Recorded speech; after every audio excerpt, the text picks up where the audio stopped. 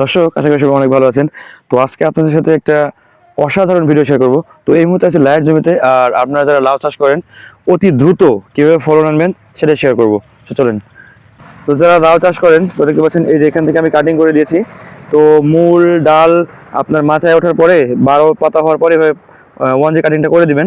তো এরপরে ওই নিচের ডোকা সব কেটে দিবেন, আর দুইটা ডোকা লাগবে শুধু, এই একটা দুইটা।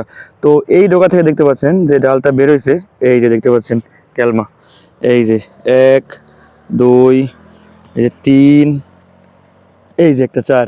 তো প্রত্যেকটা গিটে গিটে কিন্তু লাউ ধরবে ভাই, আপনারা যদি কাটিং করতে পারেন। এই যে আরেকটা দেখেন, এই যে ডাল 1 2 3। তো প্রত্যেকটা গিটে গিটে লাউ ধরবে, আর লাউগুলো এত সুন্দর হবে, আপনার পরিপূর্ণ গাছের পরিপূর্ণ যে শক্তি সেটা লাউ পাবে, লাই পাবে। তো প্রচুর পরিমাণে ফলন আসবে যদি আপনারা কাটিং করতে পারেন। তো সবাই হবে কাটিং করে দিবেন। আর এই পাতা যখন আবার 12টা হবে, 12 পাতা হবে, তখন এটার মাথা থেকে আবার কাটিং করে দিবেন।